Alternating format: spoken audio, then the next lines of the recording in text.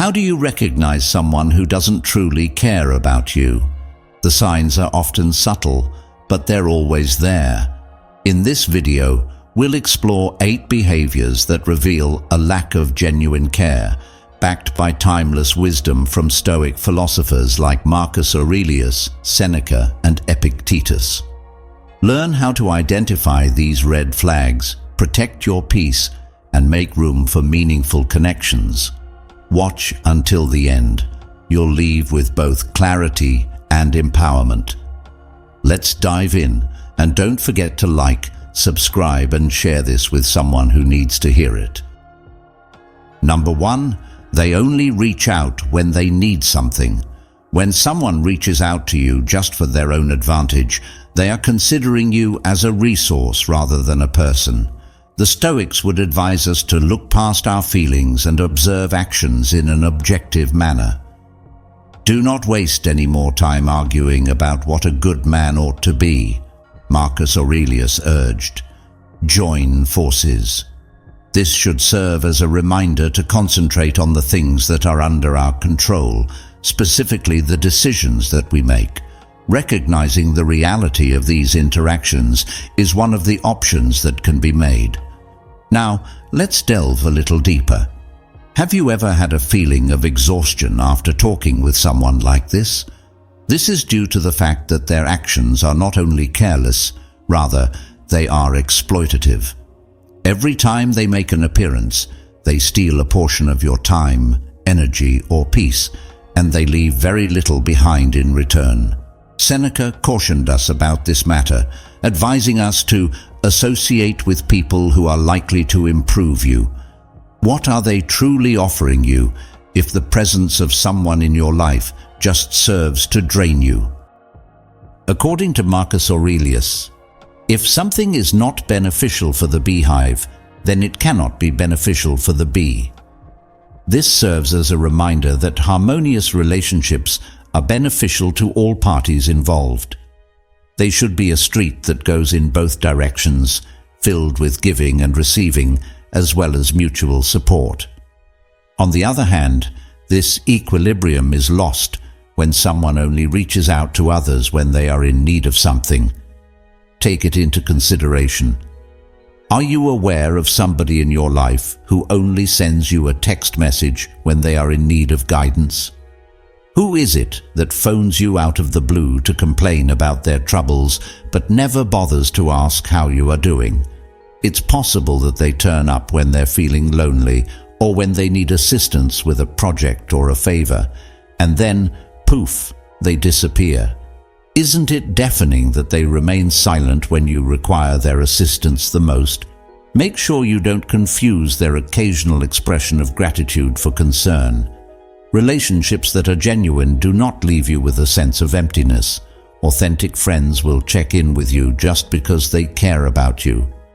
They are there for you without expecting anything in return, and they applaud your victories, inquire about your challenges, and they are there for you.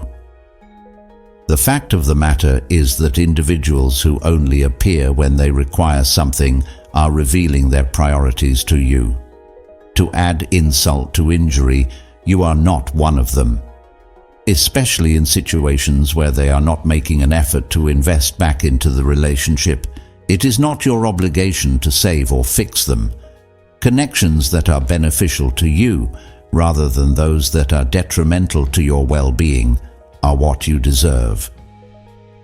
Stop for a moment and think about the people in your life who suit this pattern. How frequently do they actually check in on you, as opposed to how frequently they just need something? Should you feel the urge to do so, jot it down. There are times when seeing it written out makes it completely obvious. In addition, you shouldn't feel bad about withdrawing from these connections. Epictetus is credited with saying, "We are disturbed not by things, but by the views we take of them." It is not cruel to let go of someone who is draining you. Rather, it is self-preservation. Number 2, they disregard your boundaries. There is one thing to keep in mind concerning boundaries. they are not up for discussion. In order to establish what you will and will not accept, they are in existence. Furthermore, when someone accuses you of being responsible for setting them, using phrases like "as you've changed" or "why are you being so difficult?" they are not demonstrating care. Rather, they are demonstrating psychological manipulation. In one of his writings, Seneca stated that no man can have a peaceful life who thinks too much about lengthening his life. To put it another way, peace is what you achieve when you safeguard your inner life rather than by cultivating relationships that may destroy it. Setting boundaries is one technique to ensure that peace is maintained. Relationships that are actually deserving of a place in your life are filtered through them by these types of people. Keep your will in harmony with nature, Epictetus wisely advised his students. When we live our lives in accordance with our needs and ideals, we are able to flourish. This is a meaningful reminder.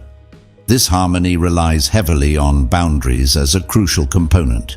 It is not the purpose of these walls to deter individuals from entering. Rather, they are the gates that safeguard your vitality and well-being. The question is, however, what occurs when someone persistently disregards such gates? When they arrive late without prior notice, when they push you beyond your emotional boundaries, or when they put pressure on you to do things that you have been adamantly refusing to do. It is not merely impolite. Rather, it is a blatant declaration that they prioritize their own desires over your comfortable living conditions. Consider the following. If someone consistently disregards your limits, they are not only crossing lines, they are also ignoring the person who drew them. In addition, here is the truth. People who genuinely care about you will respect your boundaries, even if they do not fully comprehend what those boundaries are. How come? Due to the fact that respect is the cornerstone of care. That being said, let's be honest for a second. Establishing boundaries isn't always a simple task, is it? When you are interacting with people who are important to you, this is especially true. It's possible that you're concerned about being perceived as immoral, impolite, or even ungrateful. Nevertheless, here is a question that you should ask yourself. Who profited from you letting go of your boundaries? Warning, it's not you. A spoiler alert. The words, "You are a little soul carrying a corpse," were also spoken by Epictetus. A jarring reminder that life is really brief and that your energy is extremely valuable. It is a waste of time to spend it on people who do not respect you enough to honor your requirements. One useful piece of advice I'd like to provide is that the next time someone disregards your boundaries, you should call them out in a calm but forceful manner. Say something along the lines of, "I've done this before, and it seems as though my requirements are being disregarded." Pay close attention to how they perform. Apologies and adjustments will be made by those who care. Those who do not will either overlook it or double down on it. This is the next step in your action. Consider the areas in which you have allowed a boundary to be crossed. Keep a record of a moment when someone challenged you beyond the boundaries of what you considered to be acceptable. So, how did they respond when you brought it up to them? Did they explain their actions, or did they express genuine regret? Number 3, they don't celebrate your wins. It is a well-known fact that true partnerships are characterized by mutual respect rather than competition. According to a quote attributed to Marcus Aurelius, "The happiness of your life depends upon the quality of your thoughts." And the individuals in our immediate environment have a direct impact on those thoughts. It's possible that someone who doesn't appreciate your victories is holding feelings of jealousy, indifference, or even insecurity. These feelings do not contribute to the development of a supportive relationship, But before we go into that, let's delve deeper. Why does it hurt when someone doesn't share in your success? Because celebrating is more than just acknowledging something. It's a way of connecting with an individual. Your pleasure is important to me, and when someone cheers you on, they are expressing that sentiment. On the other hand, when they disregard your accomplishments, they are conveying to you, whether they are aware of it or not, that your happiness does not have an impact on them. According to a quote attributed to Seneca, "It is the fault of another if he is ungrateful. However, it is mine if I do not give." While it is possible that other people will fail to express thanks or share delight, our response is still under our power. This is the insight that is presented here. Celebrating the accomplishments of another person is an act of giving in the context of relationships. It involves providing recognition, support, and encouragement. It says a lot about the emotional investment that someone has in your happiness when they are unable to have the courage to show their appreciation for your accomplishments. Consider an instance in which you were able to share an accomplishment that you were pleased with, such as receiving a promotion, finishing a significant assignment, or even something more personal, such as reaching a fitness goal. In what manner did they react? Their faces lit up with delight, didn't they? Alternatively, did they dismiss it with a lukewarm, "That's nice," or even worse, did they flip the topic around to focus on themselves? Also, Seneca brought to our attention the following advice. Associate with people who are likely to improve you. Not only does this refer to individuals that encourage you to develop, but it also includes those who cheer you on when you achieve success. Instead of surrounding yourself with people who remain silent or discreetly undercut your confidence, surround yourself with people who exclaim loudly when you achieve success. Consider the following, which is a scenario. Imagine that you have just accomplished something of great importance. You feel a radiating sense of pride, and you decide to share it with someone you can rely on. In response, they exhibit a lack of interest or even a slight negative, expressing something along the lines of, "Oh, that must be nice," or "I wish I had that kind of luck." Are you able to experience that? Imagine for a moment that someone is bursting with joy for you and exclaiming, "That is absolutely incredible. You've put forth a lot of effort to achieve this." Who would you like to have cheering you on? The following is the next phase in the activity for this segment. Check in with the folks that are a part of your life. Who is it that actually rejoices over your attainments? Who is it that minimizes or disregards them?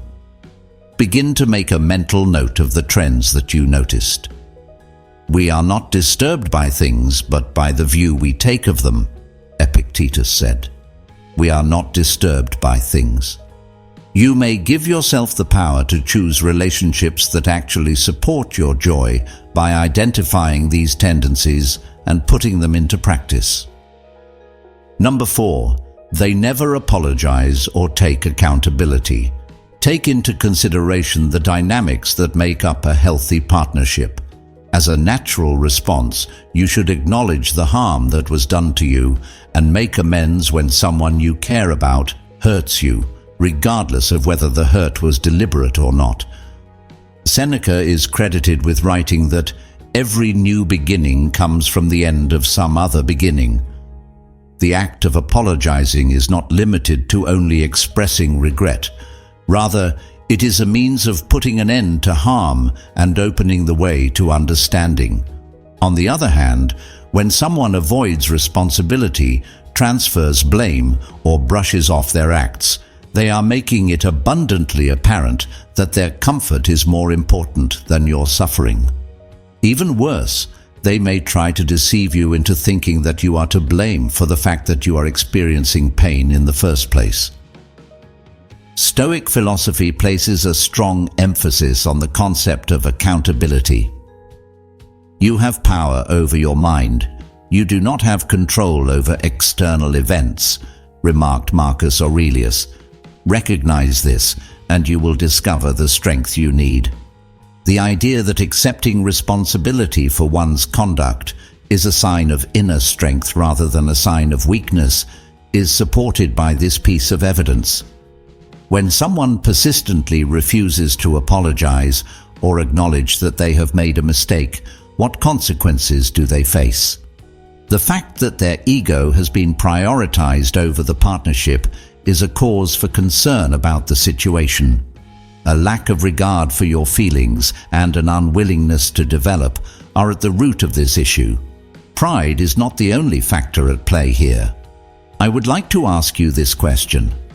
How many times have you found yourself apologizing for no reason other than to maintain peace, even when you were not in the wrong? Because of this relationship, there is an imbalance that occurs, in which your emotional labor is exploited while theirs is left unaffected. The Stoics encourage us to concentrate on controllable aspects of our lives. Epictetus is credited with using the phrase, "It is not what happens to you that matters, but how you react to it." You have the freedom to choose how you react to someone's behavior, even while you cannot compel them to take responsibility for their actions. In point of fact, progress and accountability are inextricably linked to one another. One who chooses to remain in a state of stagnation is someone who refuses to admit their mistakes. In addition, relationships with people who are not moving forward will eventually prevent you from progressing.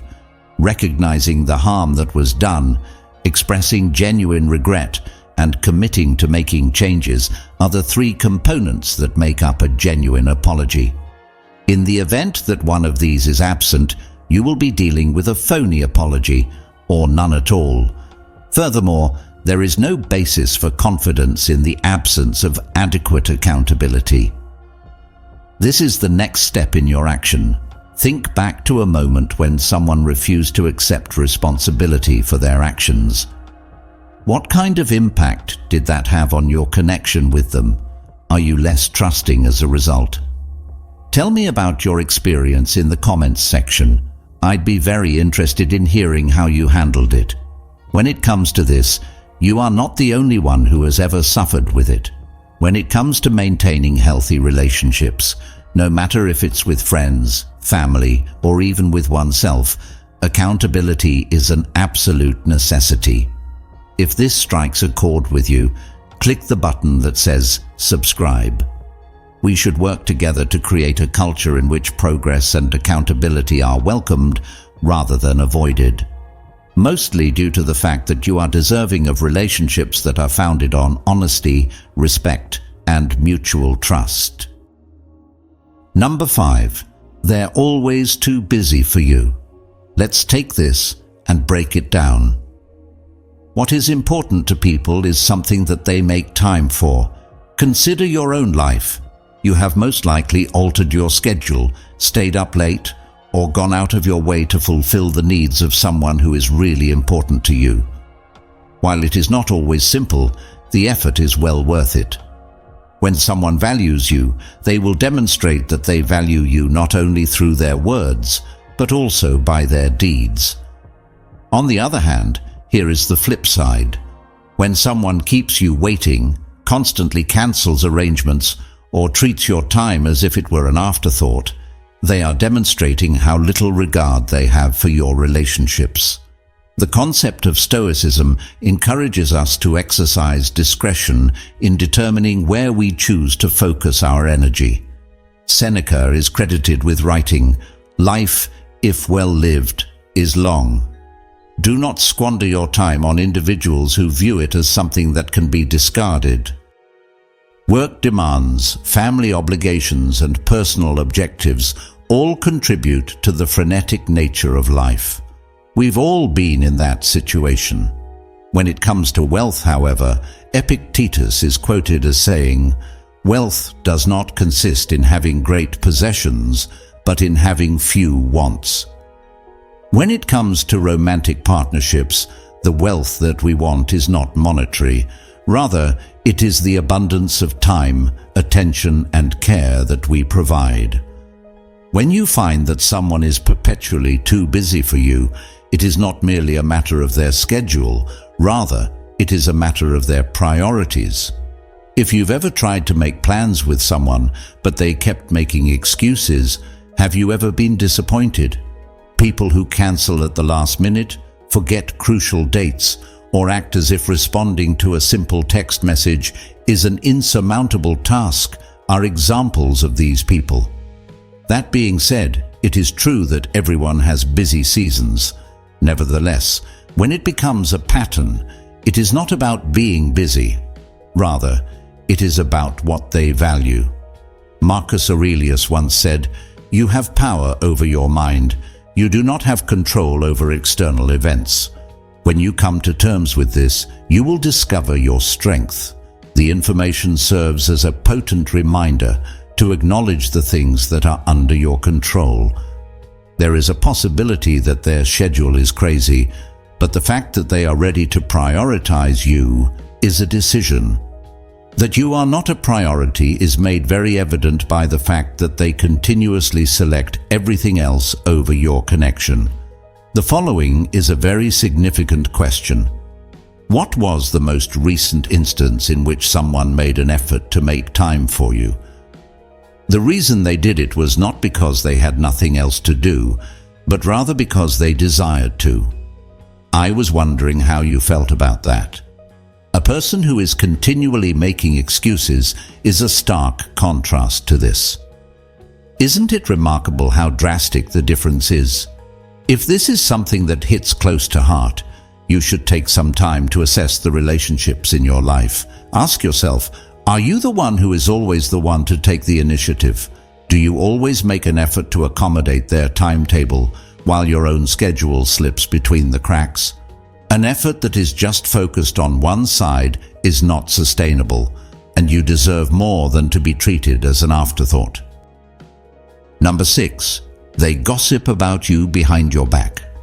Have you ever been the recipient of a negative comment made by a third party concerning some aspect of your character? Do you agree that it is painful? It is even more significant when it comes from someone you have faith in, such as a friend, a co-worker, or a member of your own family. There is more to the hurt than just the words themselves. It is the betrayal that is the source of the pain.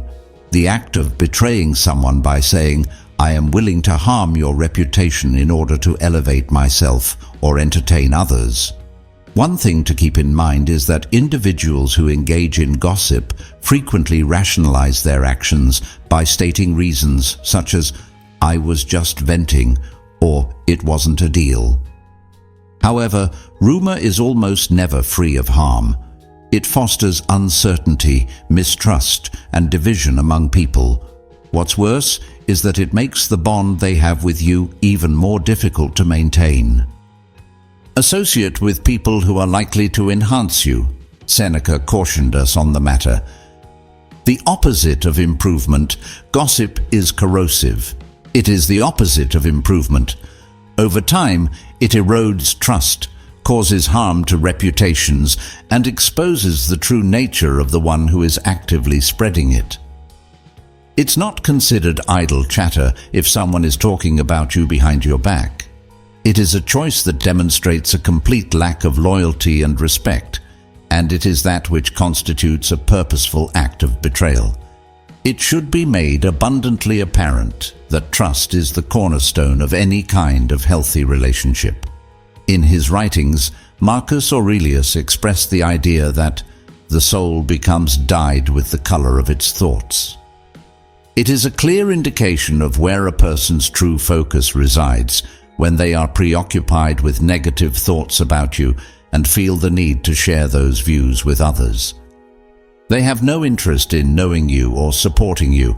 Rather, they are interested in tearing you down, whether it be in a covert or overt manner.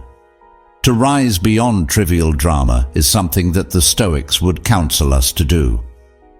Epictetus once stated, The key is to keep company only with people who uplift you, whose presence calls forth your best. This principle is still relevant today. When someone spreads rumors about you, they are not encouraging you to perform at your best. Rather, they are dragging you into a world of lies and negativity. In the event that you find out that someone has been spreading rumors about you, what steps do you take? Take a moment to step back and evaluate the situation. Does this individual bring something of worth into your life? Does it appear that they have a habit of putting people down behind their back instead of themselves? It is time to think about putting some distance between yourself and the situation. The following is a step that you should take. Conduct a review of your circle. Who is it in your life that you can put your complete faith in? Who among you has demonstrated a propensity to engage in gossip, not only about another person, but also about themselves? It is important to keep in mind that if someone gossips about you, it is highly likely that they are also spread about you. Number 7. They make everything about themselves. When someone always makes everything about themselves, it is a clear indication that they are not interested in caring about your life.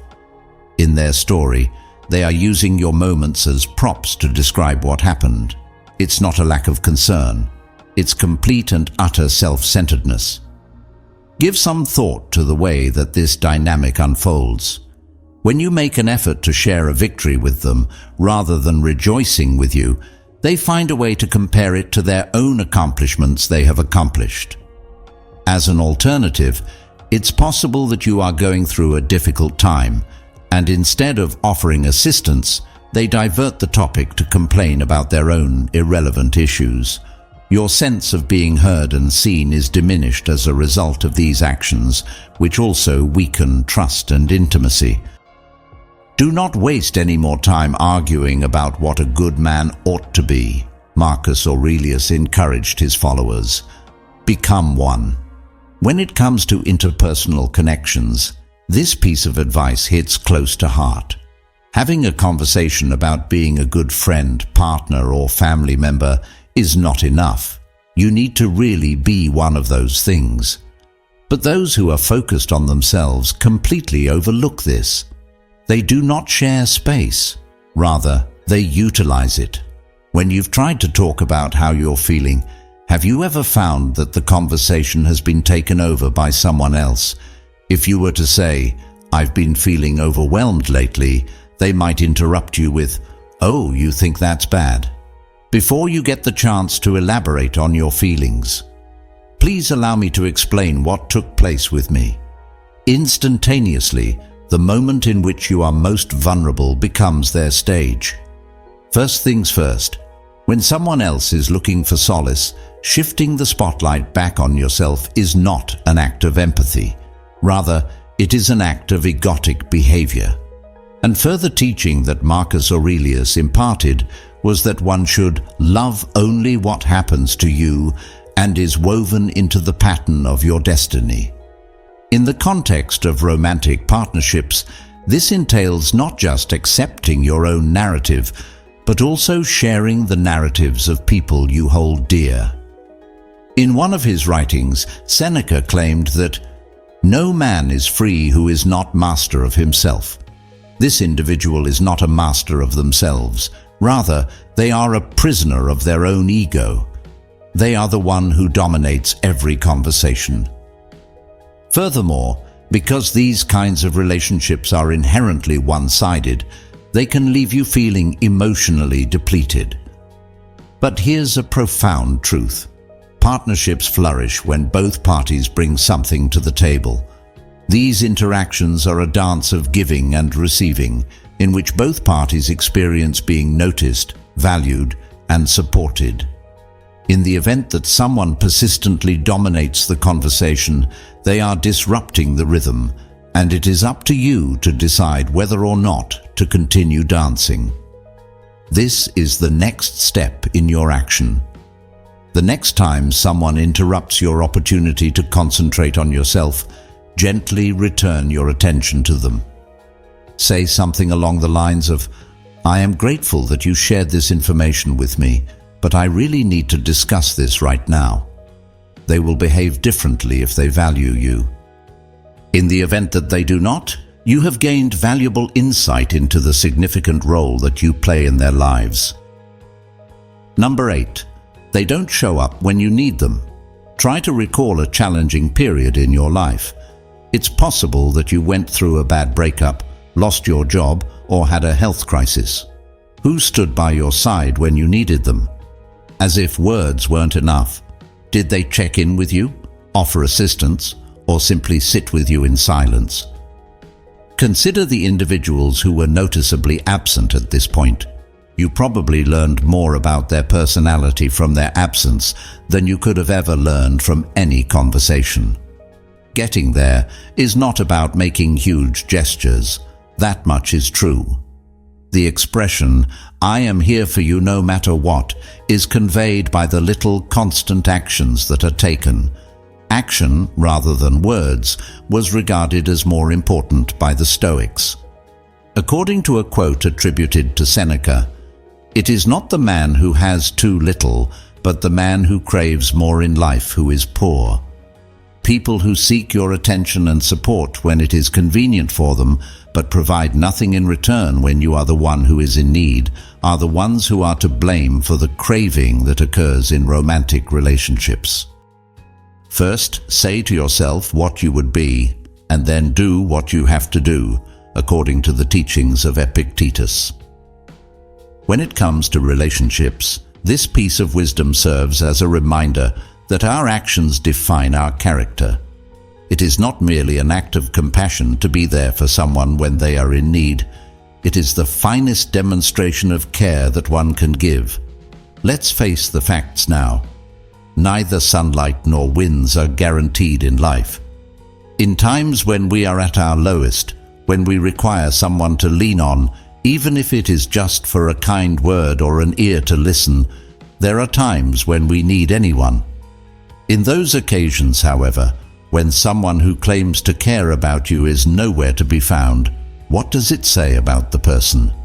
On the other hand, when the storm is over and life is back to normal, they come back like clockwork.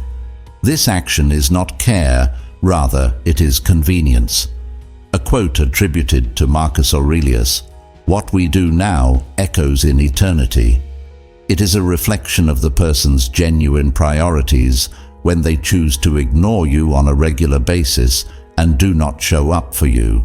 You do not fall under any of those priorities. Now is the moment to ask yourself these questions.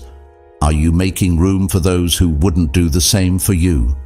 You should not pursue people who only show up when it is convenient for you, since relationships are a two-way street, and it is not your duty to pursue them.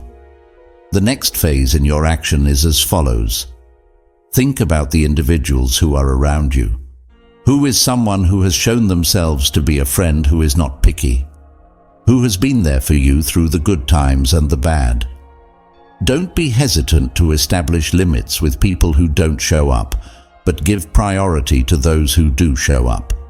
Recognizing these habits is challenging because it compels us to confront things that are distressing to us. You have power over your mind, Marcus Aurelius emphasized in his teachings.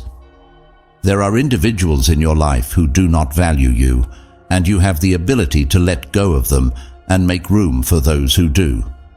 To what extent do you identify with any of these behaviors? Let's encourage one another by sharing our opinions in the comments section. In addition, if you found this message to be meaningful, hit the like button, subscribe to the channel, and send this video to someone who could benefit from hearing it. It's not as weak as you believe you are here. Keep wise, keep nice, and guard your peace until we meet again for the next time.